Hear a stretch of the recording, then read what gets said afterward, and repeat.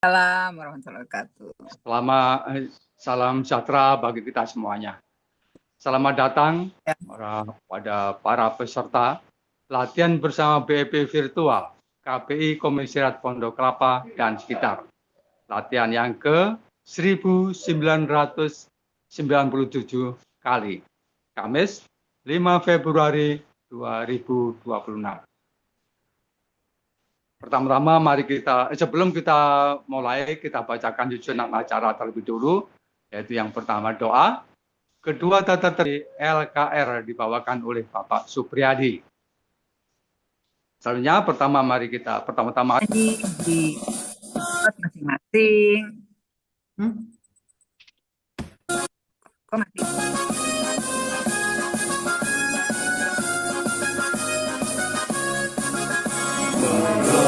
Republik Indonesia menjaga kesehatan kita melalui orang nafas, tata alat dan obat. Kesehatan untuk Nusantara, memajukan kesehatan bangsa, itulah semboyan kita, hidup sehat bahagia. Berpikir positif, berlatih aktif, pantang 30 seri setiap kali.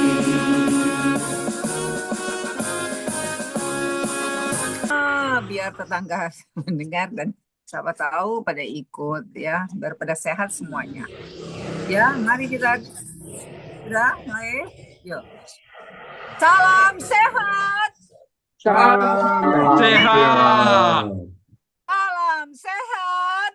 Salam sehat. Salam sehat. Salam sehat. Bebas. Sehat. Bukan produktif, bahagia, luar biasa. Yes. Terima kasih. Ya, selanjutnya saya akan membacakan daftar pemandu untuk hari ini, yaitu yang pertama Bapak Muhammad Tontro Prastowo. Terima kasih Pak. Mbak. Ya, Pak, jangan lupa request-nya. Nggak apa-apa, sedikit juga nggak apa-apa. Yang penting berguna buat kita semua. Dan jangan lupa pemanasannya ya, Pak. Bapak Tontro ini dari Rumah Sehat Pokel 2. Dan yang kedua adalah Ibu Lilis Laila Sari. Ini dari Pokel 11. Ya, yang ketiga Bapak Trihandono. Apa kabar Pak? Baru kelihatan ya Pak ya. Ya, Bapak ini dari BDN Jatiwaringin. Lanjut pakai Pak Heri, lanjut bagi-bagi. Lanjut Pak Heri. Ya, oke. Yang keempat Ibu Neni Prastiwi dari Himpunan Alumni IPB. Udah datang Kelima, ya? Alhamdulillah Bapak sudah. Abu Bakar dari Rumah Sehat Bukit Cengkeh. Dan yang keenam, Ibu Dewi Sartika dari Pokel 7. Untuk CEO host gotong royong yang membantu kita selama acara ini, yaitu Bapak Pratomo, Bapak Agus Sutanto, Ibu Dini, Ibu Ning, Ibu Epi, dan Bapak Amiruddin. BK pemandu, saya sendiri.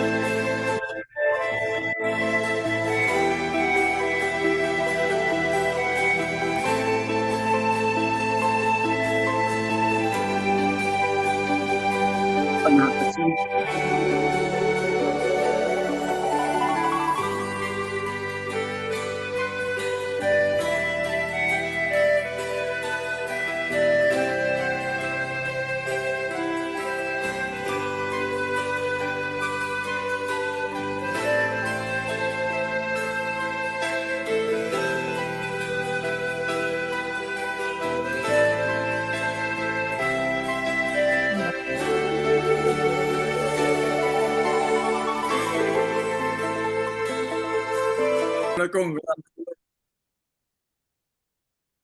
Salam sehat. Selamat pagi Bapak Ibu sekalian. Salam sehat.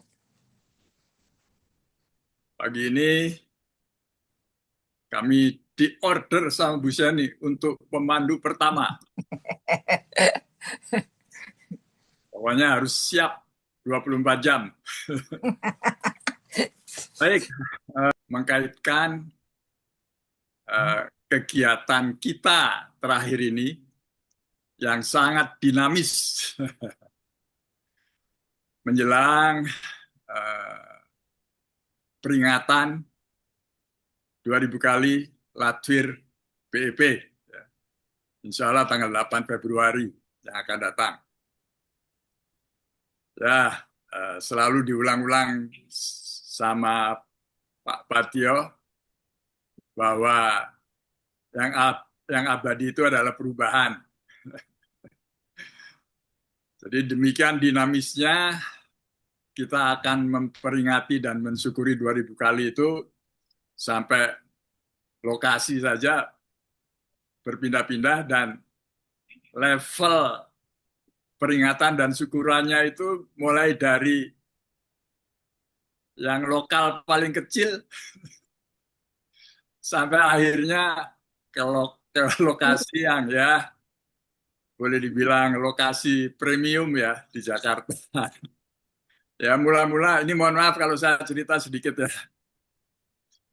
Karena ada dekat dengan Air Petra, akhirnya ayo digabung saja Air Petra. Nah, naik kan ke Air Petra. Tapi Air Petra mau hari Minggu nggak bisa. Wah.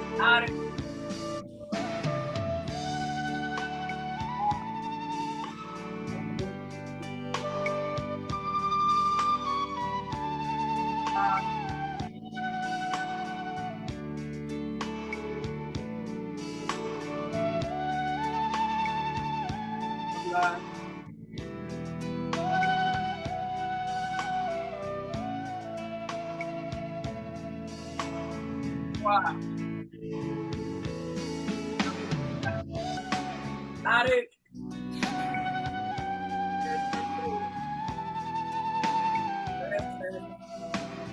Tarik tahan belakang.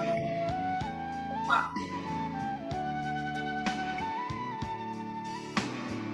Tarik kuat jauh. Tarik.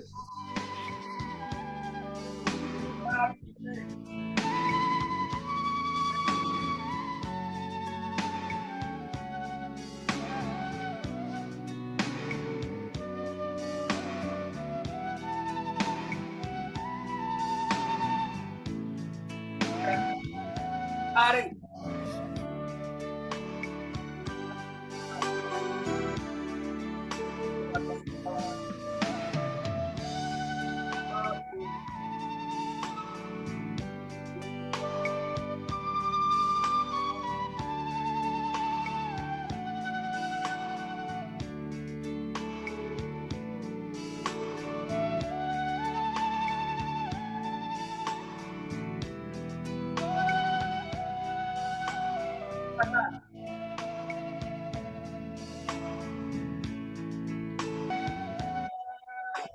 Tarik.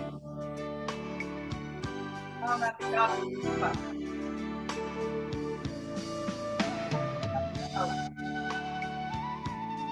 Baru.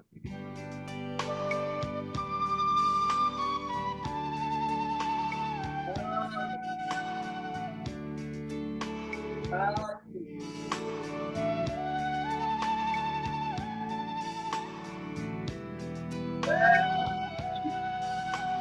Tarik. Belakang.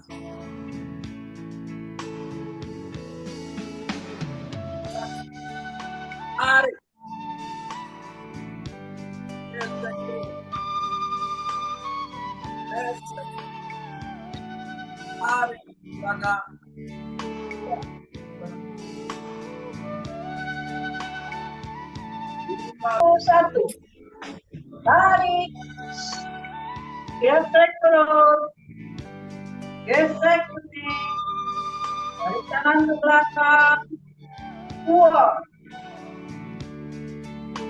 satu, Kedua. jauh,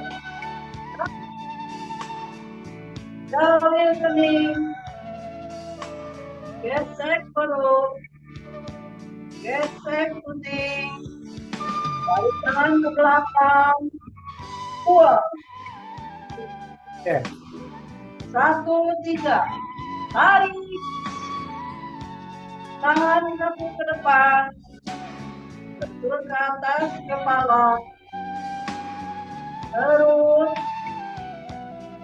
hidung, perut, dagu, gesek perut, gesek, tarik tangan ke belakang, buang ke atas, tarik, tangan kamu ke depan, ke atas kepala, perut, hidung, perut, dagu, gesek perut, gesek putih, tangan ke belakang, buang ke atas. 5, 1, tarik, gesek perut, gesek putih, tangan ke belakang, buang. 5, gesek putih, tarik tangan belakang, buat. 1, 2, tunduk jauh, tarik, jauh itu, gesek perut, gesek, tarik tangan belakang, buat. 1, 2, tarik, tangan kaki ke depan, mentul ke atas kepala, hidung, perut, dagu, gesek perut, gesek, tarik tangan belakang, buang ke atas.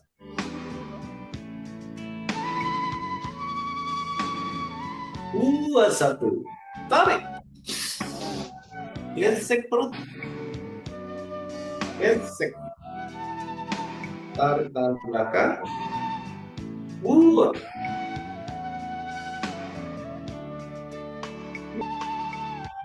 4, 1, tarik, gesek perut, gesek, tarik tangan belakang, buang. 4, 2, tunduk jauh, tarik, jauh itu, gesek perut, gesek, tarik tangan belakang, buang. 4-3. Tarik. Tangan kaku ke depan. Lentur ke atas kepala. Perut. Hidung. Perut. Dagu. Gesek perut. Gesek. Tarik tangan belakang. Buang ke atas. Bu Neni langsung Bu Neni.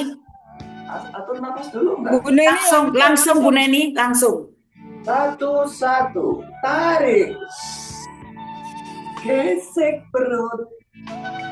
Gesek. Tarik tangan ke belakang. Buang. 1-2, tunduk jauh. Tarik. Kawil kening. Gesek perut. Gesek. Tarik tangan ke belakang. Buang. 1-3. Tarik. Tangan kaku ke depan. Lentur ke atas kepala. Perut. Hidung. Perut. Dagu. Gesek perut. Gesek. Tarik tangan ke belakang. Buang. 2-1. Gesek perut. Gesek. Tarik tangan ke belakang. Buang. 4-2, tunduk jauh. Tarik. Kawil kening. Gesek perut. Gesek. Tarik tangan ke belakang. Buang. 4-3. Tarik. Tangan kaku ke depan. Lentur ke atas kepala. Perut. Hidung. Perut. Dagu. Gesek perut. Gesek. Tarik tangan ke belakang. Buang ke atas. 1-1, tarik. Gesek perut. Gesek puting. Tarik tangan ke belakang. Buang.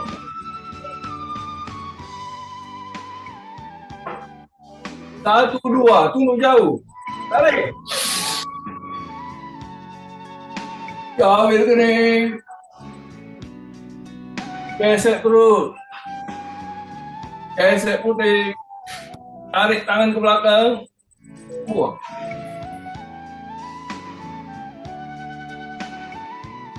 1-3. Tarik. Tangan kaku ke depan. Lentur ke atas kepala. Perut. Hidung. Perut. Dagu. Gesek perut. Gesek puting. Tarik tangan ke belakang. Buang ke atas.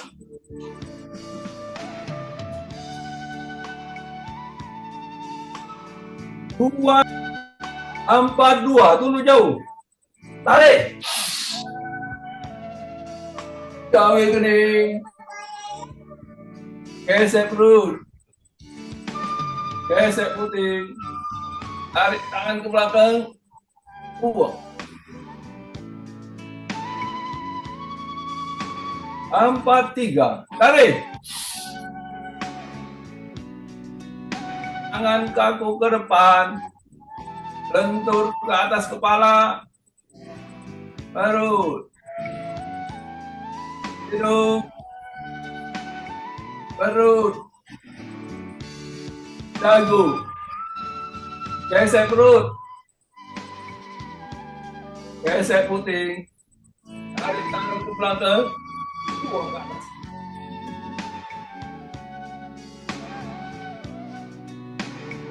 Lima, satu, tarik. Gesek perut. Gesek puting. Tarik tangan ke belakang. Buang. Satu, dua, tunduk jam. Tarik. Jam puting. Gesek perut. Gesek puting. Tarik tangan ke belakang. Buang. Satu, tiga. Tarik. Tangan kaki ke depan. Lentur ke atas kepala. Perut. Hidung. Perut. Dagu. Gesek perut. Gesek puting. Tarik tangan ke belakang. Buang ke depan.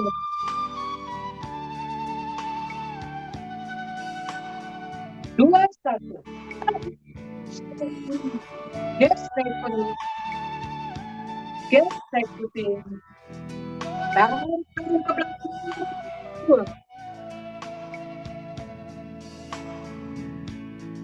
Dua, tunduk jam. Yang sendiri. Gesek perut. Gesek puting. Tarik tangan ke belakang. Buang. Satu. Tarik. Gesek perut. Gesek puting. Tarik tangan ke belakang. Buang. Empat, dua, tunduk jam. Yang sendiri. Gesek perut. Gesek puting. Tarik tangan ke belakang. Buang. Empat, tiga. Tarik. Tangan kaki ke depan. Lentur ke atas kepala. Perut. Hidung. Perut. Dagu. Gesek perut. Gesek puting. Tarik tangan ke belakang. Angkat tangan.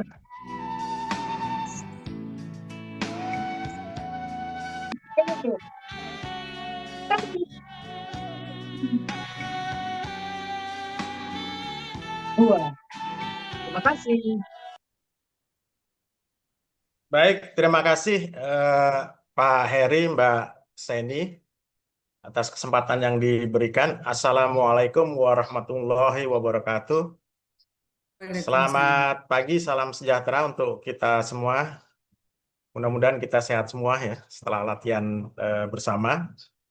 Mohon izin Bapak Ibu sekalian, para senior, para suhu, dan rekan-rekan sekalian, saya ingin melanjutkan bincang pagi atau bincang LKR pada minggu yang lalu mengenai kajian dasar-dasar keilmuan BP. Saya mohon izin share ya.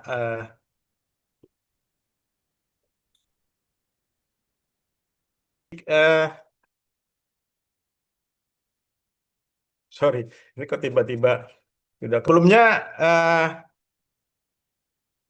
sekedar usul kalau nanti ada pertanyaan selama saya menyampaikan materi ini, silakan ditulis dalam kolom chat ya, karena minggu yang lalu juga banyak yang bertanya di chat, tapi nggak sempat kita lihat. Nanti mohon bantuan host lah ya, atau tuan rumah di Pokel ini.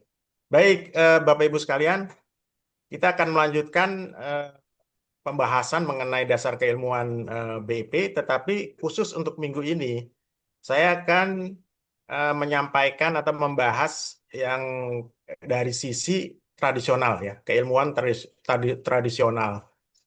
Supaya ini nyambung dengan apa yang sudah disampaikan oleh Bu Dr. Dini selama dua kali presentasi.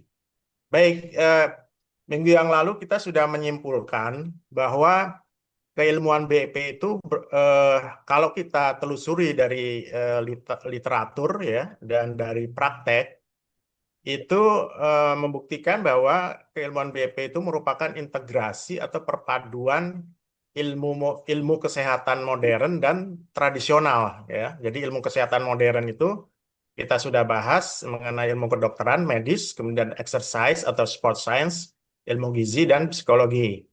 Nah, dari sisi ilmu tradisional, ilmu kesehatan tradisional itu kita juga sudah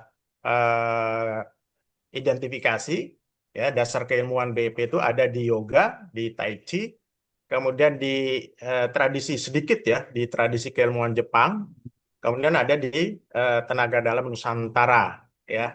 Nah, sebelumnya saya akan disclaimer dulu untuk analisa ilmu kesehatan tradisional ini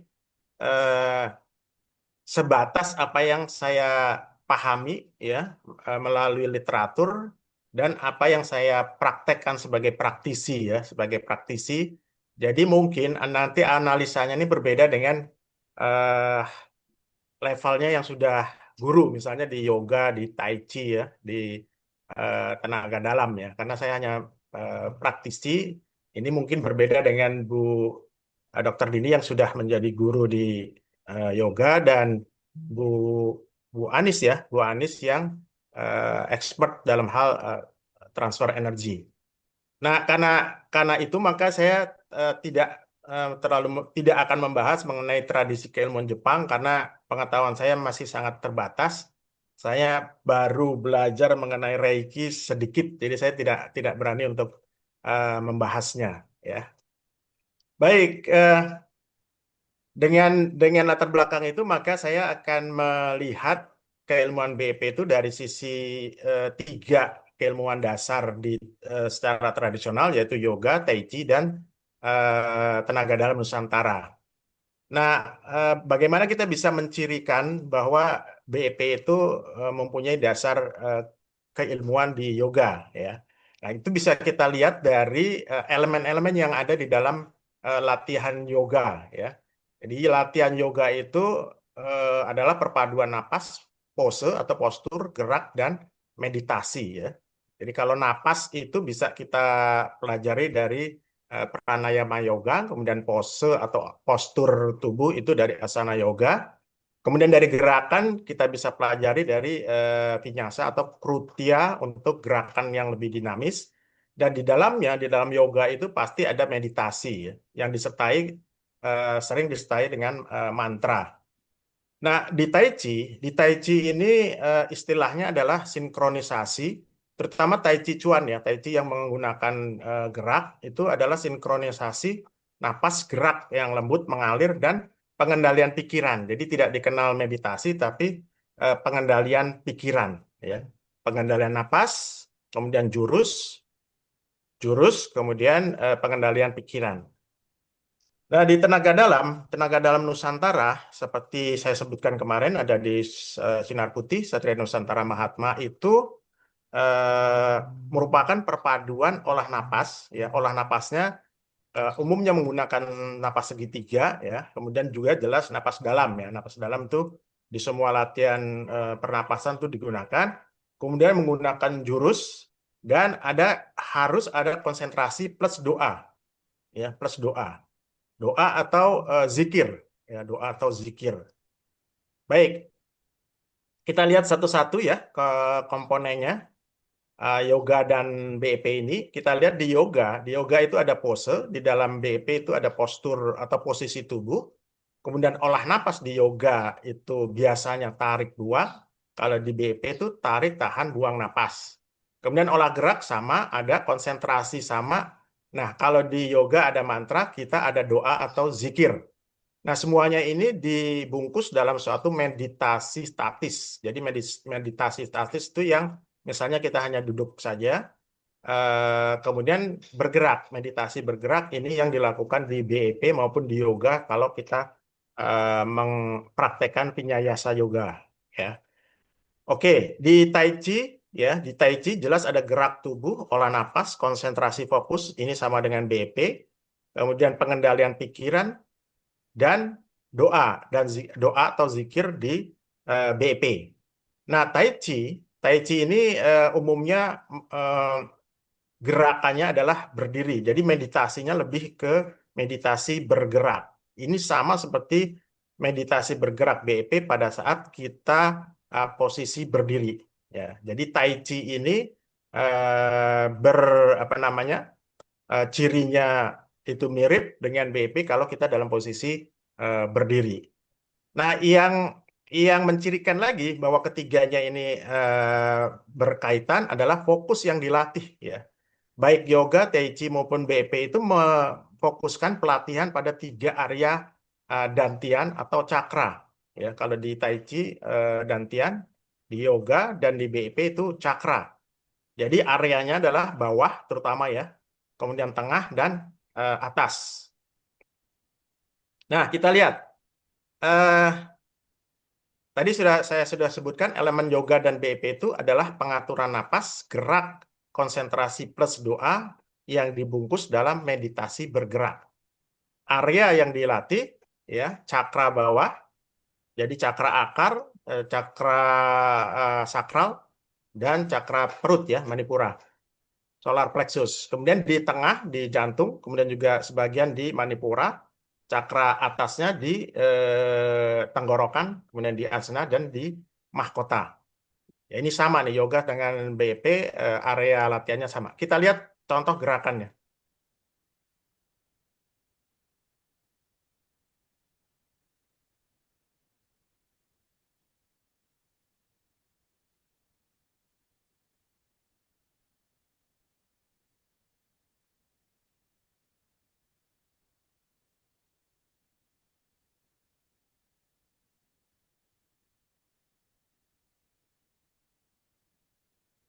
Baik, kita lanjut di elemen Tai Chi dan BEP ya.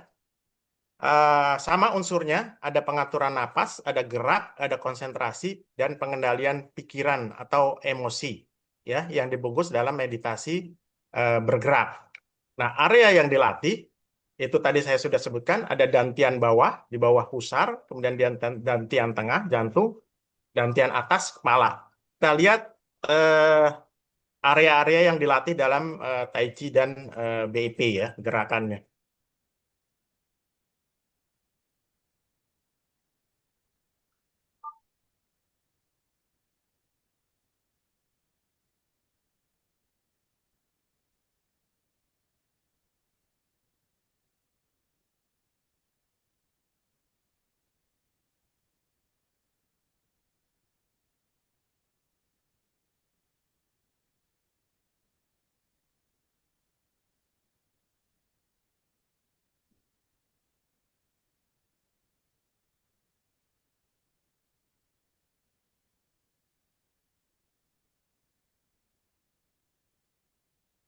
Baik, jadi kelihatan jelas bahwa kalau kita latihan BEP berdiri dinamis, maka itu mirip dengan kita latihan yoga. Ya.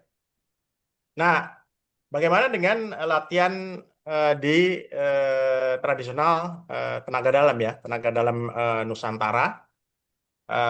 Kita lihat ini lebih kental kemiripannya dengan BEP ya, karena banyak sekali unsur yang mirip atau sama.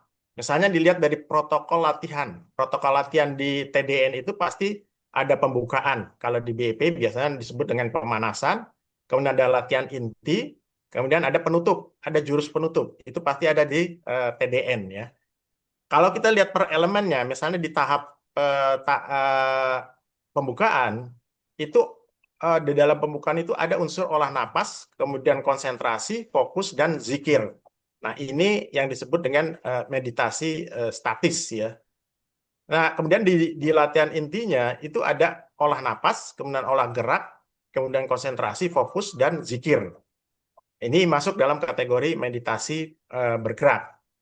Kita lihat contohnya misalnya untuk protokol pembukaan dan pemanasan ya, saya menggunakan di BEP dalam posisi bersila. Ini hampir mirip ya dengan TDN.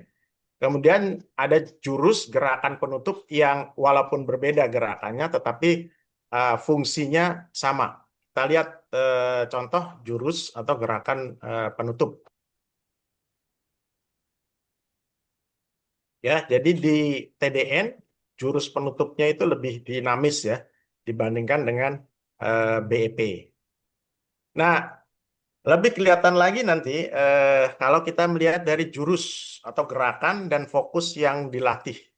Di TDN itu yang saya pelajari ada 10 jurus, sementara di BEP 3 jurus.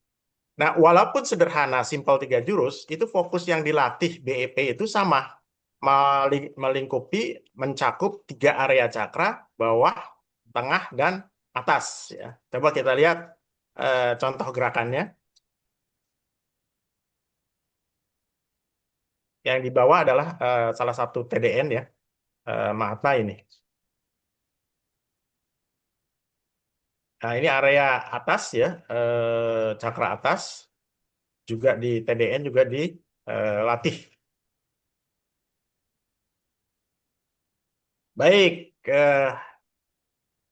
nah setelah kita pelajari dari tiga jenis latihan tersebut, maka kita bisa mengidentifikasi bahwa sebetulnya kunci dari latihan-latihan tersebut termasuk di BEP adalah pada metode meditasinya, ya meditasi. Jadi meditasi itu apa? Itu sudah dijelaskan oleh guru besar dalam buku TOB di halaman 191. 192 sampai 192 ya. Saya bacakan aja misalnya, meditasi adalah kombinasi antara relaksasi dan konsentrasi dalam upaya meraih satu tujuan melalui kekuatan pikiran. Jadi kata kuncinya di kekuatan pikiran. Kemudian disebutkan juga oleh guru besar, meditasi bioenergy power adalah kombinasi antara relaksasi dan konsentrasi yang disertai dengan kekuatan energi. Nah, kata kunci kedua adalah energi. Nah, guru besar menyebutkan bahwa meditasi tentunya dengan kekuatan pikiran itu dapat memposisikan energi pada cakra atau pusat energi di organ tertentu untuk tujuan tertentu. Jadi bisa tujuan tertentu untuk penyembuhan atau untuk jaga diri dan seterusnya ya. Nah, meditasi adalah metode menurut guru besar, telepati adalah kemampuannya. Jadi bagaimana kita mempunyai kemampuan untuk meraih suatu tujuan dari jarak jauh dengan memanfaatkan energi melalui kekuatan pikiran. Nah, ini guru besar mengajarkan demikian. Nah, tadi sudah disebutkan ada meditasi duduk atau meditasi statis dan meditasi gerak. Nah, dari praktek dan literatur yang saya pelajari bahwa efek maksimum yang bisa diperoleh dari meditasi itu adalah kombinasi dari meditasi duduk dan meditasi bergerak. Jadi ini seperti yang disampaikan oleh Dr. Dini ya, minggu yang lalu. Meditasi duduk itu berfungsi membangkitkan dan mengumpulkan energi, kemudian meditasi bergeraknya itu untuk mendistribusikan energi. Jadi kalau kita sudah lakukan meditasi yang benar dengan pengaturan napas, gerak, konsentrasi pikiran, dan ketenangan pikiran serta emosi, maka kita dapat membangkitkan, mendistribusikan, dan mengendalikan energi. Ya, energi dalam pengertian ini adalah tenaga dalam, prana, dan chi. Nah, ini ada kalimat kata kunci lagi. Tanpa meditasi yang benar, maka napas dan gerak hanya jadi aktivitas fisik biasa. Jadi seperti olahraga biasa saja kalau tanpa meditasi yang benar. Baik, nah apa manfaat yang kita peroleh kalau kita melakukan meditasi yang benar? Ya, meditasi yang benar itu adalah integrasi atau harmonisasi dari aspek pikiran, tubuh, dan jiwa yang biasa disebut dengan mind, body, soul. Ya. Nah, ini akan melahirkan kekuatan pikiran dan energi ya, yang bisa kita gunakan ini untuk melakukan telepati. Ya. Kalau secara umum, telepati itu adalah kemampuan untuk menyalurkan dan menerima energi pikiran, emosi dari satu orang ke orang lain tanpa menggunakan saluran komunikasi indrawi. Ini secara umum. Kalau guru besar, telepati lebih diperluas lagi, ada telepati horizontal sesama manusia dan alam, kemudian ada telepati vertikal, hubungan ke yang maha kuasa. Itu guru besar memperluas begitu. Nah, kalau di Tai Chi, telepati ini tidak dikenal, tetapi dia mengistilahkannya seperti intuisi. Jadi ahli yoga, ahli Tai Chi itu dia bisa membaca pikiran, emosi orang lain sehingga bisa bergerak, bisa mengantisipasi sebelum orang melakukan sesuatu. Ini yang disebut dengan refleks atau intuisi ya. Itu bagian dari kemampuan telepati.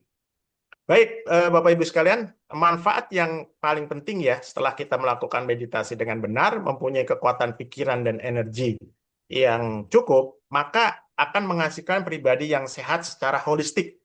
Jadi bukan hanya sehat secara fisik dan mental, tapi juga sehat secara sosial dan spiritual. Nah, ini ajaran yang holistik dari BEP yang menurut saya harus kita manfaatkan ya.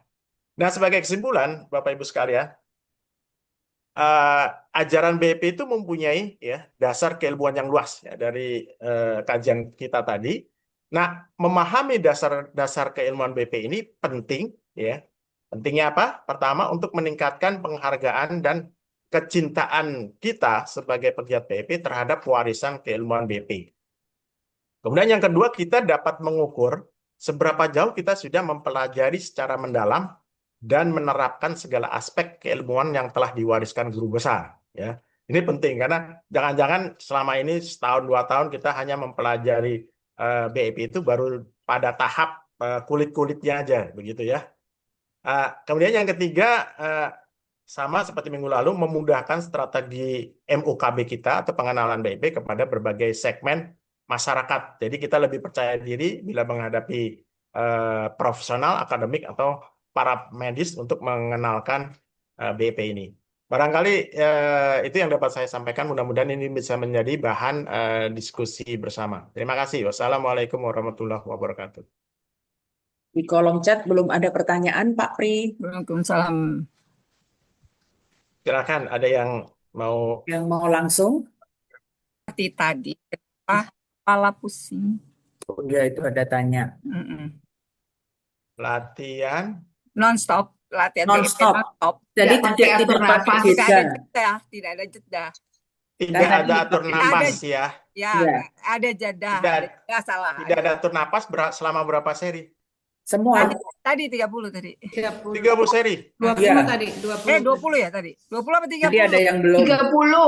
30. Sebetulnya praktek latihan BEP itu ada yang tanpa jeda atur napas dan ada yang atur napas ya. Nah, saya pernah bahas ini kalau nggak salah. Fungsi dari atur napas itu adalah untuk memulihkan detak jantung ya, detak jantung sehingga akan menurunkan tekanan darah. Di LKR sudah ada pengukuran bahwa dengan atur napas 3 kali saja, atur napas ya, tarik buang selama 3 kali, itu bisa menurunkan detak jantung sekitar 5 sampai 10 poin. Jadi misalnya saya detak jantungnya 120 ya, 120 BPM itu bisa menurun menjadi sekitar 100 atau 110 ya. Jadi kalau belum terbiasa dengan latihan terus-menerus, maka memang harus dengan atur napas ya, jeda maksimum 5 seri ya, sekitar 5 menit. Tetapi kalau sudah terlatih ya, ini biasa kita lakukan latihan 20 seri tanpa atur napas, itu banyak yang mengatakan bahwa efeknya akan lebih bagus, lebih segar dan lebih berenergi. Nah, itu nanti ada kaitannya dengan tadi meditasi kita akan optimal kalau tidak ada jeda. Ya. Jadi selama 20 seri itu kan sekitar katakanlah 6 kali sekitar hampir 30 menit ya, hampir 30 menit itu kita melakukan meditasi secara intens, secara kontinu, itu yang akan menghasilkan energi yang lebih maksimum. Tetapi syaratnya harus terlatih dulu gitu ya. Jangan tiba-tiba kita latihan tanpa atur napas. Kira-kira itu. Untuk ini mengklik meditasi itu yang pertama. Ya karena saya merasa saya udah cukup lama. Kurang Tapi jelas, Bu Mary kayaknya tadi ada gangguan. tapi rasanya kok masih begini aja, belum bisa untuk konsentrasi untuk bermeditasi gitu loh. Itu yang kedua pertanyaannya. Terima kasih itu saya. Dokter Dini nih yang levelnya udah guru ya. Kalau saya praktisi aja. Jadi meditasi itu kan ada satu syarat yang harus dipenuhi, yaitu meditasi yang maksimum ya. Meditasi bisa saja nanti levelnya kan bisa 1 sampai 10 ya. Kadang-kadang kita sampai 5, kadang-kadang sampai 6, kadang-kadang sampai 10.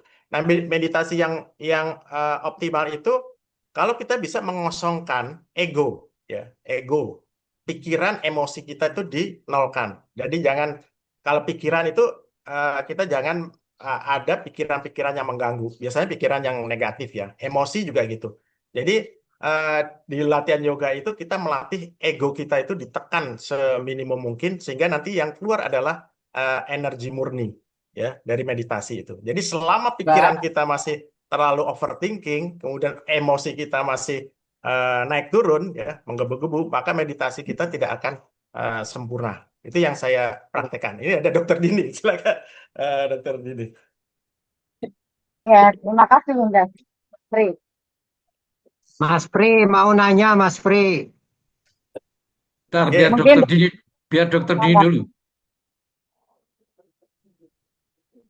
Iya, tata cara meditasi. Saya ceritakan di pertemuan yang ketiga, ya. Nah, untuk meditasi kita harus berlatih pikiran harmonis.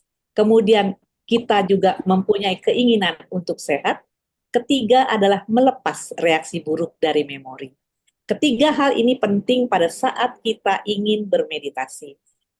Pada waktu awal, seperti kita menaik sepeda, tidak langsung bisa mengayuh sepeda.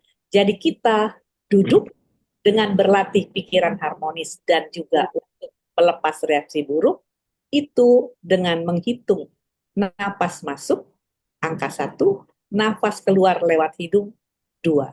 Kemudian masuk lagi 3, keluar 4. Masuk lagi napas itu 5, kemudian keluar lagi napas 6. Hitung lagi 7, kemudian keluar lagi 8. Begitu diulang-ulang dari angka 1 sampai 8 selama 5 menit pagi dan sore. Jadi ibu yang belum bisa untuk menata meditasi atau untuk bisa melakukan olah napas, itu harus berlatih. Tidak bisa ujuk-ujuk bisa langsung memakai oksigen tersebut untuk penyembuhan. Oksigen itu kalau kita melakukannya over, ya seperti efek Bohr, malah terjadi hiperventilasi dan mengganggu fungsi paru. Jadi hati-hati bermain-main dengan oksigen. Jadi Ibu Lis harus bisa melatih pikiran harmonis dan melepas reaksi buruk dari memori. Karena setiap orang yang sudah melewati usia 10 tahun pasti memiliki reaksi buruk dari memori. Entah itu dulu dia ditakut-takuti temannya dengan pocong. Kalau saya dulu mengalami adalah menyaksikan kebakaran hebat dekat rumah orang tua. Jadi mungkin Bapak Ibu punya reaksi buruk dari memori. Atau juga bisa tidak melepaskannya sangat sulit karena belum tahu caranya. Tapi kalau sudah berlatih, tarik napas, buang itu 5 menit pagi, 5 menit sore, mudah-mudahan bisa terlatih. Karena saya juga mengikuti meditasi ini, karena saya mengalami kejiwaan yang galau, menghadapi suami masuk ICU setiap bulan selama 4 kali berturut-turut karena mengalami gagal jantung. Jadi ini bukan suatu hal yang sederhana ya, tapi itulah gunanya kita berlatih. Kemudian jangan lupa, kalau kita mempunyai keyakinan agama, latihlah membaca kitab suci agamanya masing-masing. Karena ini penting untuk bisa memperbaiki atau merelaksasi reaksi buruk dari memori dan juga untuk meraih sehat. Karena kalau kita tidak melakukan ini, mustahil kita sehat. Karena di dalam functional medicine, emosi, mental, dan spiritual saling berkaitan. Dan ada 7 titik yang mengutamakan kehidupan kita untuk kita bisa mendapatkan energi yang baik. Dari asimilasi sampai produksi daripada energi. Jadi ada 7 titik untuk kita lakukan secara berulang-ulang. Nah, itu yang bisa dibahas dengan Bu Lis ya, karena Bu Lis ini memang sudah pakarnya, tapi berlatihlah. Karena kalau orang-orang berlatih, napas masuk dan napas keluar itu seimbang, orang itu akan langsing. Tidak mungkin dia gemuk atau tidak mungkin kurus. Karena metode ini adalah oksigen itu dimanfaatkan balancing. Karena kalau dia gemuk berarti oksigen yang ditahan di dalam tubuhnya lebih besar dari yang dikeluarkan. Kalau dia kurus, berarti oksigen yang ditahan di dalam tubuhnya lebih sedikit dibandingkan dengan yang dibuang. Itu prinsip dasar dari meditasi kesehatan Bali Usada. Begitu ya. Terima kasih. Pak, saya beberapa kali mengikuti penjelasan Mas Pri dan Dr. Dini. Itu makin tahu bahwa betapa luasnya nih keilmuan BEP. Kadang-kadang saya merasa bahwa latihan BEP saya itu hanya sekedar olah gerak.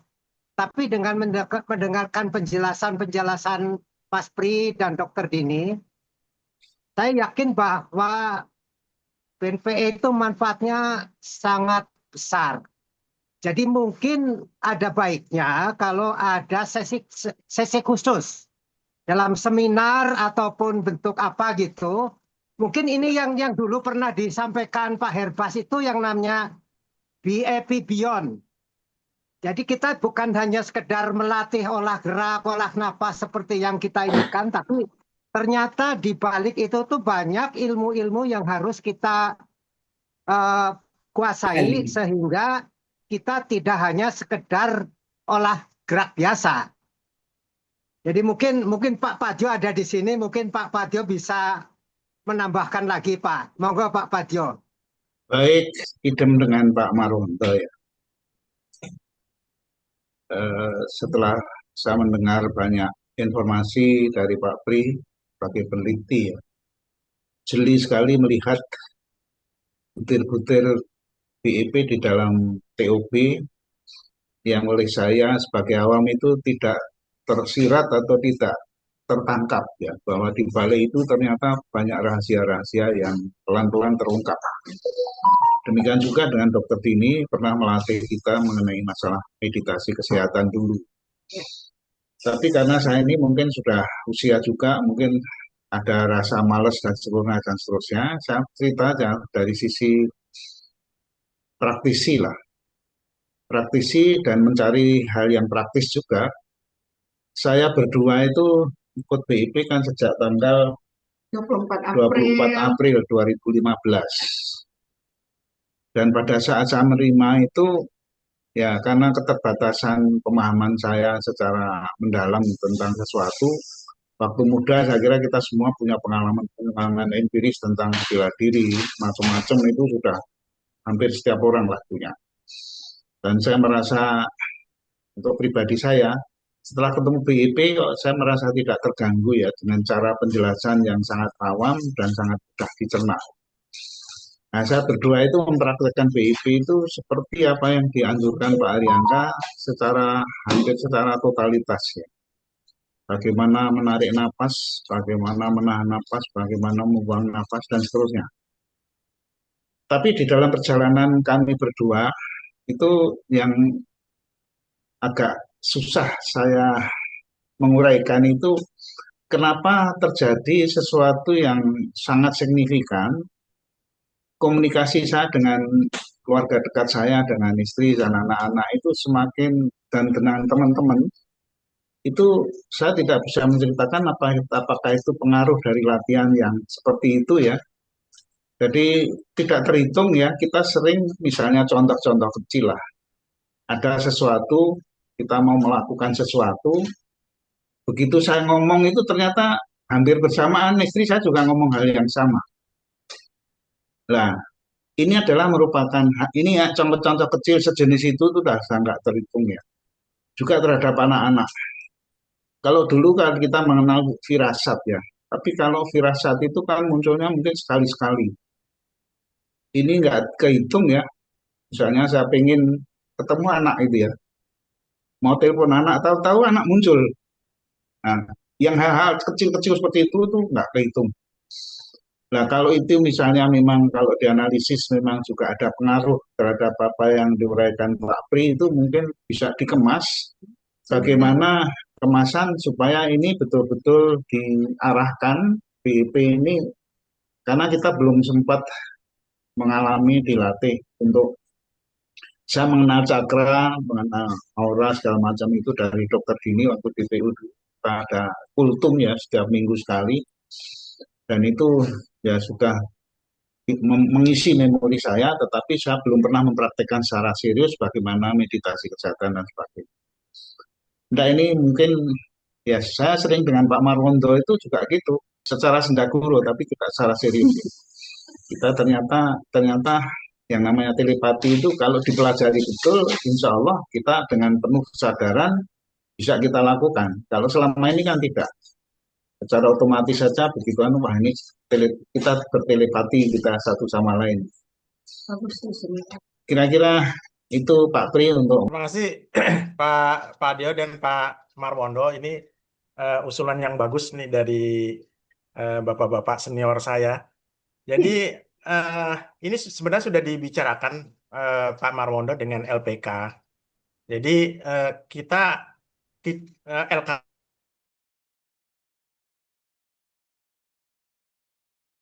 itu memang harus berjenjang begitu. Jadi kalau yang TOT yang biasa dilakukan itu adalah latihan dasar saja gitu ya. Tetapi untuk memperdalam lagi kita harus ada semacam penyegaran atau pelatihan-pelatihan yang lebih mendalam. Apakah dalam bentuk sarasehan, dalam bentuk seminar dan seterusnya ya. Karena memang tadi Pak Wondo bilang memang keilmuannya akan sangat luas ya. Kalau Pak Wondo tadi menyebutkan di luar yang latihan gerak-gerak itu adalah BEP Beyond, sebetulnya menurut saya bukan Beyond tapi Advance BEP. Jadi itu termasuk ajaran BEP, bukan di luar BEP. Telepati, meditasi, tenaga dalam itu bukan di luar BEP, itu masuk di dalam BEP, tetapi dipelajarinya harus secara khusus. Jadi saya kemarin diskusi dengan Dr. Zainal ya. BEP itu paling tidak mempunyai dua wajah. Satu wajah yang kelihatan keluar adalah wajah olahraga. Itu yang diakui secara formal di Inorga ya. Karena masuk dalam wilayah olahraga. Tetapi untuk wilayah latihan yang lebih mendalam tadi, meditasi, telepati, tenaga dalam, itu wilayahnya adalah bukan wilayah olahraga formal. Itu wadahnya nggak ada gitu. Nah, kita jangan sampai terjebak bahwa BEP itu hanya pada wilayah formal olahraga, tapi yang ini juga harus diperdalam gitu. Sayang kalau nggak diperdalam karena ini warisan yang sangat-sangat luar biasa dan efeknya tadi seperti diceritakan oleh Pak Padio itu sehari-hari kita akan mengalami manfaat-manfaat atau keanehan-keanehan, keajaiban yang bisa kita rasakan kalau kita sudah memperdalam ilmu BEP ini. Kira-kira gitu Pak Padio sama itu. Jadi sebagai Pak Wondo sebagai orang KBI pusat bisa mengusulkan bahwa harus ada pelatihan yang lebih mendalam dalam bentuk apapun supaya ilmu warisan guru besar ini bisa tergali secara sistematis gitu, secara sistematis. Kalau ini kan sporadis aja ya, Bu Dini, saya itu ini. Tapi kalau sudah dikemas dalam satu struktur pelatihan yang bagus, mungkin itu hasilnya akan lebih bagus. Terima kasih Pak Wondo dan Pak Fadil. Yang memang menyentuh ini, Ajna, dan juga ada seperti ini. Dan itu adalah mata ketiga. Nah, mata ketiga ini adalah bisa melatih intuisi kita bisa tahu apa yang ada di orang lain, yang ingin juga dibicarakan kepada diri kita. Jadi dengan melatih seperti ini, seolah-olah kita itu seperti memiliki kemampuan cenayang atau dukun ya, yang bagus. Jadi itu ada di dalam BEP. Jadi ini harus juga bisa terbuka dan jangan terlalu aktif. Karena kalau aktif maka diri kita ini selalu sering bingung, cenderung minta orang lain berpikir terhadap kita. Jadi keampuhan dari titik ajna dan juga kemampuan kita untuk berlatih cakra di dalam tenggorokan ini, yaitu cakra yang mengekspresikan diri, yaitu wisuda. Sehingga akhirnya kita berbicara, orang lain dengan berbicara yang sama. Itu seperti seolah-olah ilmu telepati. Tapi karena kita berlatih itu, sehingga apa yang kita pikirkan di otak kita, itu sehingga terlaksana atau terjadi. Seperti kejadian yang sudah diatur, tapi bukan diatur secara secara terstruktur. Jadi itu secara pancaran energi yang kita limpahkan ke lawan yang akan kita ajak bicara. Demikian Pak Padio dan Pak Marwondo, kalau terjadi hal-hal tersebut, karena sudah rajin berlatih untuk yang namanya cakra, yaitu ada di seluruh tulang punggung kita, yang berkaitan dengan cakra ajna dan cakra wisuda. Itu adalah salah satu pilihan untuk kita berlatih. Karena dalam melatih badan cakra, kita memerlukan konsistensi dan juga kita lakukan secara teratur berkesinambungan. Demikian jawabannya. Terima kasih. Mungkin lebih aman ya.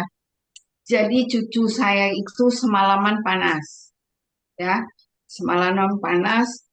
Terus anak saya padahal udah dikasih obat penurun panas, tapi nggak turun-turun. Akhirnya kok saya itu punya pikiran begini, Wi coba ya, Mama transfer energi ya. Nah, terus sesuai petunjuk Pak Ariangga dulu, pernah Pak Ariangga. Terus saya lakukan, dokter ini saya lakukan. Terus nggak sampai setengah jam panas demamnya turun, kemudian dia diare. Udah selesai di situ aja. Itu yang pernah saya coba. Kemudian juga saya waktu itu pernah mencoba di Pokal 4. Jadi ada peserta baru, itu memang kesalahan saya karena waktu itu kita pelatihnya masih sedikit sekali. Terus saya memberitahu peserta yang baru, Bu, ikutin aja dulu ya. Nanti kalau setelah selesai akan saya latih sendiri gitu. Terus pemanasan lolos. Terus waktu 5 seri yang pertama, yang keempat kok dia tersengal-sengal. Terus habis gitu, melihat dia tersengal-sengal gitu, saya suruh dia duduk di lantai. Terus Mas Padio menyampaikan, coba aja Mas, transfer. Terus duduk di bawah, saya transfer juga. Saya transfer, terus ya alhamdulillah dia tenang begitu. Terus kemudian kita berdua masih was-was karena waktu itu ada Dr. Usman mengatakan itu tanggung jawab Anda loh, karena Anda itu pelatih gitu kan. Jadi akhirnya tetap kita bawa ke IGD, ya tetap waktu itu di rumah sakit PON. Kemudian sampai di sana kita tunggu setengah jam, dia dipasang oksigen, terus ternyata nggak masalah. Itu 2 kali itu pengalaman saya dokter ini yang energi baik di dalam kita kan berlatih pikiran, kita mancarkan hal-hal yang baik, sama Tuhan dikasih yang baik. Itu kalau kita memancarkan hal-hal yang tidak baik, akan dikasih Tuhan juga tidak baik, karena disinilah yang keinginan kita selalu dikasih sama Tuhan. Itu yang saya alami ketika tugas di instalasi gawat darurat. Saya nggak punya kemampuan untuk mengatasi orang gagal jantung, gagal ginjal, orang yang tiba-tiba napasnya nggak bisa lagi karena bengek yang berat. Itu saya hanya memohon untuk orang ini jangan sampai mati di tangan saya itu. Tapi Tuhan lah mengabulkan karena nggak pernah ada yang meninggal di tangan saya, nggak pernah. Gitu. Dengan kasus yang sama kemarin meninggal di pintu IGD. Tapi saya dengan kasus yang sama diantar ke ruangan sore hari, malah perawatnya yang kaget. Ada suara, suster jangan kenceng-kenceng. Jadi orang yang tadi nggak sadar tiba-tiba bisa ngomong ketika itu. Karena kita memancarkan energi yang memang harus diberikan kepada orang itu yang kita tidak kenal sekalipun. Dengan keadaan seperti itulah maka Tuhan akan memberikan mengabulkan keinginan kita. Karena 24 ayahnya tiba-tiba meninggal dan ditinggalkan hutang hampir 1 miliar. Nah, karena belum bekerja, jadi akhirnya dia berusaha menjual rumah dan menjual mobil, tapi nggak cukup untuk hal itu. Akhirnya dia membuat dengan suatu visualisasi, itulah pentingnya visualisasi, afirmasi, dan kemudian dia tulis apa yang dia inginkan. Jadi dia bilang, Alhamdulillah ya Allah, terima kasih kau telah beri aku uang untuk membayar hutang ayahku. Terbayar akhirnya. Itu. Nggak tahu dari mana tiba-tiba dia dapat uang, dia diajak kerjasama untuk mengajar. Waktu itu baru lulus S1. Dia bisa untuk mendapatkan uang membayar hutang ayahnya. Nah, kemudian yang kedua kali, karena dia keinginan untuk umroh bersama ibunya, padahal kan nggak punya uang, dia tulis itu di kertas untuk keinginannya itu. Kemudian dia ambil foto Ka'bah dan foto Masjid Nabawi ditempel di kamarnya.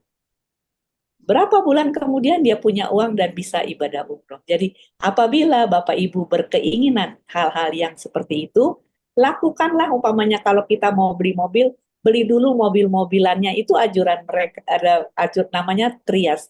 Dianjurkan seperti itu. Kemudian kita mengupayakan gambarnya kita tempel. Dan kemudian kita memberinya bukan insya Allah, bukan semoga, bukan mudah-mudahan, tapi seolah-olah Allah itu sudah kasih kepada kita. Itu kedahsyatan dari ucapan yang kita utarakan kepada Yang Maha Kuasa dikabulkan. Itu ada yang melamar karena nggak ada punya pacar. Lalu dia membayangkan di depan rumahnya itu ada iring-iringan orang rame-rame untuk melamar. Akhirnya tahun berikutnya ada orang laki-laki datang ke rumahnya untuk melamar. Makanya kalau kita melakukan suatu, itu harus dilakukan dengan grounding. Jadi telapak kaki kita itu tidak pakai alas, membumi. Jadi antara yang di atas, badan kita tengah, bumi adalah yang di bawah. Itu sinkron. 3 dilakukan, kemudian dia visualisasi, membayangkan, lalu kemudian dia ucapkan, seolah-olah sudah terjadi. Kemudian setelah itu, memang dia tulis dan ditaruh di dalam kertas itu tulisan, dan terbukti dia dilamar. Dan sekarang, saat ini dia mengajarkan public speaking untuk orang-orang yang ingin mendapatkan uang dan juga ingin mendapatkan pekerjaan. Itu dilakukan dari jarak jauh, yaitu di Pemalang. Itu saya positif akan diijabah oleh Allah. Jadi percaya atau tidak, itulah yang memang kita tanpa sadari dan juga kita tidak bisa merasakannya. Loh, kok bisa juga ya? Nah, seperti itu Bu Dewi. Saya rasa itu ada pengalaman di anak muda, bukan di usia lanjut. Makasih. Pak Ariangga itu sebenarnya sudah menguraikan dan menerjemahkan apa yang disampaikan oleh Bu Ani. Awalnya kan BIP itu kan terapi ya, pengobatan Pak. Sampai apa namanya peserta-peserta itu disebut sebagai pasien ya awalnya. Terus akhirnya berubah menjadi self healing method ya. Saya menerjemahkan di bab 7 kalau nggak salah ya. 7 mengenai bahasa bahwa kita itu masing-masing itu sebenarnya Pak Ariangga pengen masing-masing itu punya kemampuan untuk menterapi. Menterapi siapa? Menterapi diri sendiri secara medis. Nah, terus kemudian di situ disebutkan bahwa apabila kita latihannya itu teratur, maka kita akan surplus energi. Nah, kalau kita sudah surplus energi, kita berkesempatan untuk menggunakan energi kita itu untuk digunakan orang lain. Nah, hal-hal seperti ini itu mungkin memang perlu apa yang disampaikan Pak Budi itu ada penjenjangan bagaimana untuk mengenal lebih dalam mengenai apa yang disampaikan tadi. Sehingga Pak Eriangga memberikan contoh seperti bagaimana kita ingin memanfaatkan surplus energi itu untuk cucu kita, untuk anak kita, untuk sahabat kita, dan kemudian bisa untuk orang lain sebenarnya. Nah itu pemahaman kita kan sebatas itu dan mempraktekkan dan ternyata memang betul gitu ya. Oleh karena itu seperti Pak Nungki menceritakan bahwa pada saat anak beliau itu dalam kondisi yang sudah sangat kritis, beliau mempraktekkan untuk mentransfer energi sehingga energi yang dimiliki itu terkuras habis untuk anak. Jadinya dia sendiri akhirnya jatuh sakit. Kalau saya mempraktekkan hanya untuk keluarga, belum pernah saya praktekkan orang lain. Dan itu memang ada benarnya dan ini saya cuma menerima ya ceritanya begini ternyata begitu ya, tapi belum pernah memahami secara paripurna kenapa itu bisa terjadi. Ya, terima kasih Pak Dio. Memang keilmuan seperti ini nih sifatnya sebenarnya kualitatif dan subjektif begitu ya. Jadi itu tergantung dari masing-masing individu. Ada yang memang dia peka gitu ya, sensitif istilah ininya ya, apa namanya, perasaannya itu mudah didapat. Tetapi kan kita ingin pengetahuan atau keterampilan ini bisa dikuasai oleh banyak BEPers gitu. Ya, Jadi betul. karena itu saya mengusulkan ke LPK atau ke KBI lah ya. Ini harus ada pelatihan yang terstruktur begitu. Jadi ini bisa diajarkan secara sistematis ya, secara kurikulum, sehingga kemampuan ini juga bisa diperoleh oleh banyak orang, bukan hanya secara subjektif individu-individu yang memang mempunyai kemampuan secara alami ya. Karena kemampuan ini nih tergantung bakat juga. Saya ini sudah belajar ini cukup lama ya. Saya mempelajari ternyata memang ada dua kemampuan ini bisa kita peroleh. Satu dari bakat.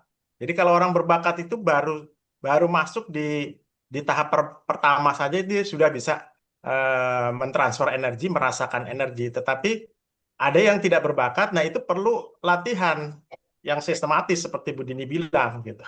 Jadi ini yang harus kita ini